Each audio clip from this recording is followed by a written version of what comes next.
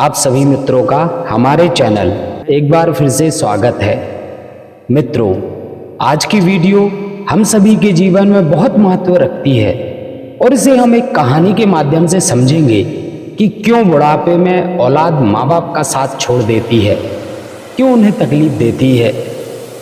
मित्रों, कहानी शुरू करने से पहले आप सभी मित्रों से अनुरोध है कि जो मित्र हमारे चैनल पर नए हैं, जिन्होंने अभी तक हमारे चैनल को सब्सक्राइब नहीं किया है, वो हमारे चैनल को सब्सक्राइब करें और साथ ही साथ वीडियो को लाइक और कमेंट जरूर करें ताकि हमें भी मोटिवेशन मिलता रहे। तो मित्रों, शुरू करते हैं आज की कहानी। बात बहुत पुरानी है। एक बार गौतम बुद्ध अपने शिष्यों को प्रवचन दे रहे थे, तभी एक वृद्ध रोता हुआ उनके पास आया और अपना दुख उनसे सुनाते हुए कहने लगा, हे बुद्ध, मेरी मदद करें। जिन बच्चों को मैंने बचपन से लेकर अभी तक पाल पोस कर बड़ा किया, उन्हें इस काबिल बनाया, लेकिन अब वो उससे प्यार नहीं करते और उसे छोड़कर जा रहे हैं। गौतम बुद्ध ने उस वृद्ध की बातों को ध्यानपूर्वक सुना और फिर अपने शिष्यों से कहा कि मैं आपको आज एक कहानी के माध्यम से समझाऊंगा कि इस वृद्ध के साथ ऐसा क्यों हो रहा है। गौतम बुद्ध ने एक गिद्ध कथा के माध्यम से बताया कि बुढ़ापे में औलाद साथ क्यों छोड़ जाती है। मित्रों, आज का वीडियो बिना स्किप किए सभी को देखना चाहिए, क्योंकि बुढ़ापा तो एक दिन सभी पर आएगा। जो आज बालक है वह कल युवा बनेगा, परसों जवान होगा और आगे फिर उसे बुढ़ापा स्वीकार करना ही पड़ेगा। चाहे कुछ भी कर लो, इसमें किसी की नहीं सुनी जाएगी। ऐसा नहीं है कि कोई व्यक्ति अधिक धनवान है तो वह कुछ रिश्वत दे देगा तो बुढ़ापा उस पर असर नहीं करेगा। ऐसा नहीं है कि कोई बड़ा बहादुर है, लोग उससे डरते हैं तो बुढ़ापा भी उसके डर से उसके पास नहीं जाएगा। चाहे कोई ज्ञानी हो, धनी हो, बली हो, गुणी हो, सबके सारे हुनर धरे के धरे रह जाएंगे जब बुढ़ापा आपके ऊपर आएगा तब। इसलिए यह जानकारी सबको ध्यान से सुननी चाहिए। इस वीडियो से पता चलेगा कि औलाद बुढ़ापे में साथ क्यों छोड़ जाती है। इस बात को समझने के लिए हमें इस कहानी को ध्यान से सुनना चाहिए। किसी जंगल में एक बड़ा भारी बरगद का वृक्ष था। उस वृक्ष पर भांति भांति के हजारों पक्षी दिन भर कलरव करते रहते थे, या यूं कहिए कि पूरे जंगल के पक्षी उस बट वृक्ष पर विश्राम करने के लिए जाते थे। कुछ पक्षियों का तो वह वृक्ष स्थायी निवास बन गया था। उस वृक्ष पर रहकर पक्षी अपार आनंद की अनुभूति प्राप्त करते थे। कहते हैं कि जब हम किसी स्थान या किसी व्यक्ति के साथ एक लंबे समय तक रहते हैं तो हमें उससे मोह हो जाता है। इसी तरह उस वृक्ष पर रहने वाले सभी पक्षियों को उस वट वृक्ष से मोह हो गया था। एक बार की बात है, जंगल में सूखा पड़ गया। कई वर्षों से पानी नहीं बरसा। जंगल के वृक्ष सूख सूख कर मुरझाने लगे। वह वट वृक्ष भी पानी ना मिलने के कारण सूखने लगा। समस्त पक्षी धीरे धीरे करके उस वृक्ष को छोड़कर जाने लगे। तब वह वृक्ष पूरी तरह से सूख गया। उसके पत्ते, डालियां टूट टूट कर नीचे गिरने लगे। तो उस वृक्ष पर रहने वाले सारे पक्षी उस वृक्ष को त्याग कर किसी दूसरे स्थान पर चले गए। केवल एक बूढ़ा गिद्ध उस वृक्ष पर अकेला बैठा रह गया।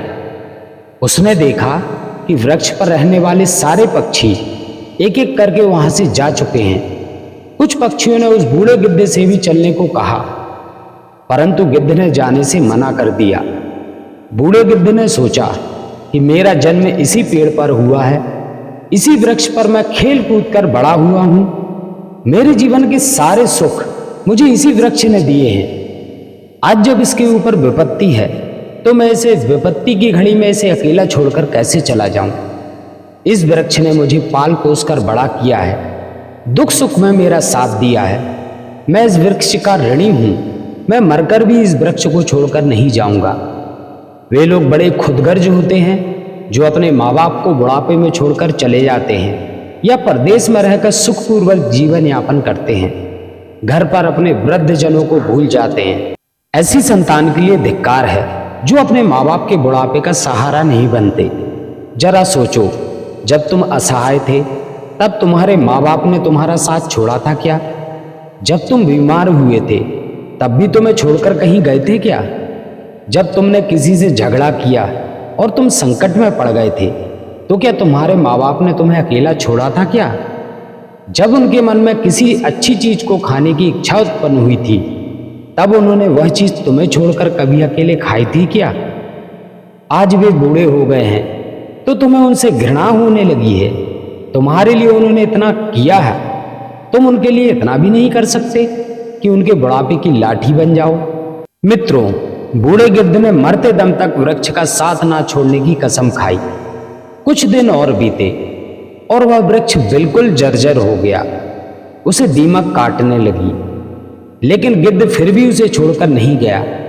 दिन में थोड़ा इधर उधर घूमकर अपना भोजन उठा लाता था और शाम होने पर इस सूखे वृक्ष पर आकर बैठ जाता था। इसी तरह से कई रोज बीत गए।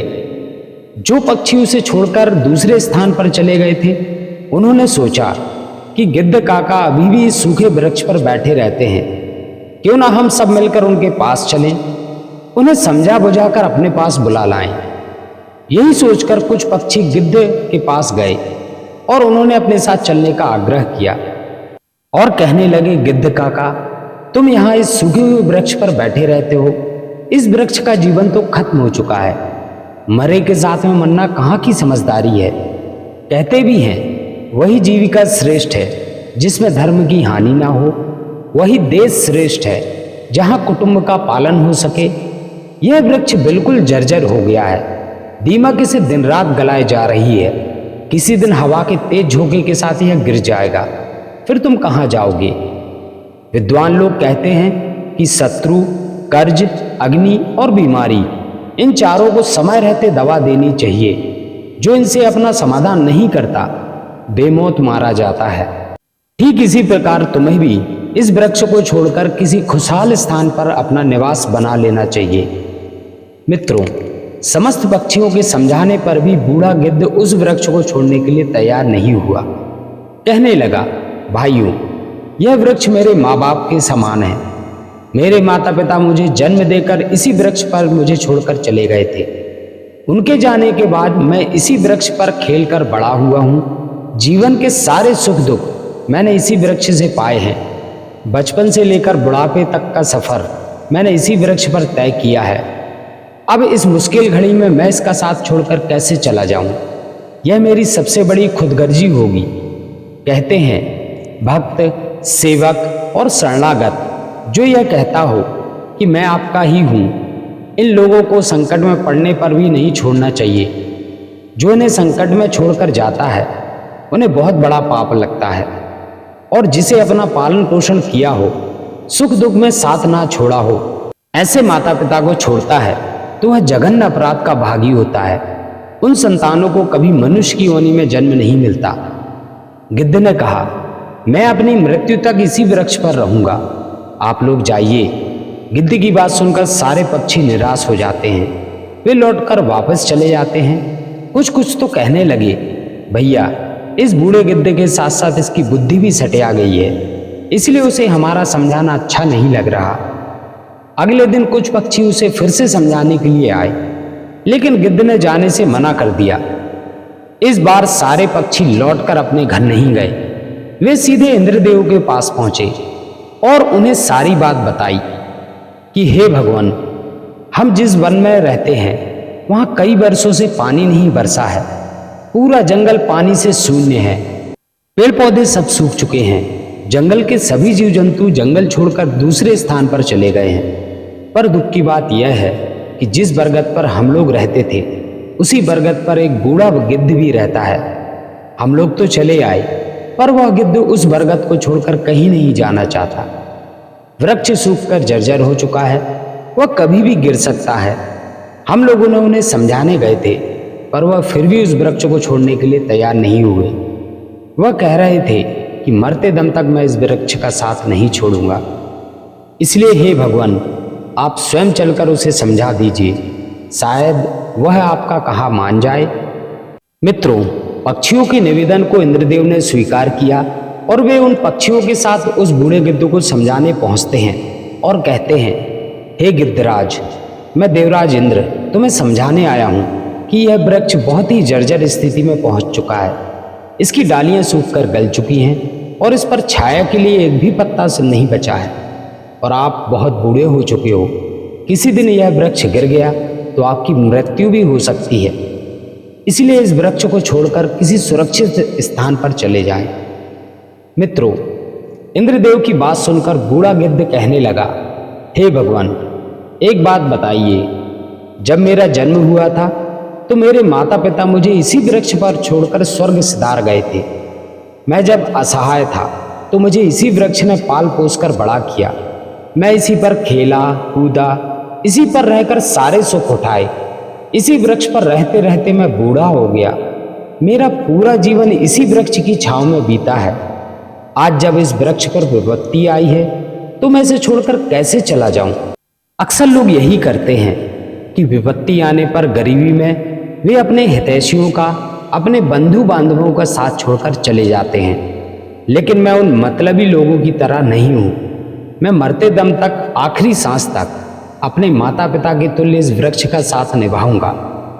गिद्ध का ऐसा अद्भुत प्रेम देखकर इंद्रदेव खुश हो जाते हैं और कहते हैं, हे गिद्धराज, मैं तुम्हें वरदान देना चाहता हूँ, बताओ तुम्हें क्या चाहिए। तब गिद्ध कहता है, हे भगवान, यदि देना चाहते हो तो मुझे वरदान नहीं चाहिए। इस बरगद को वरदान दे दीजिए ताकि यह फिर से हरा भरा हो जाए, इसकी आयु बढ़ जाए। मैं तो वैसे भी बूढ़ा हो चुका हूँ, थोड़े बहुत दिन का जीवन शेष बचा है।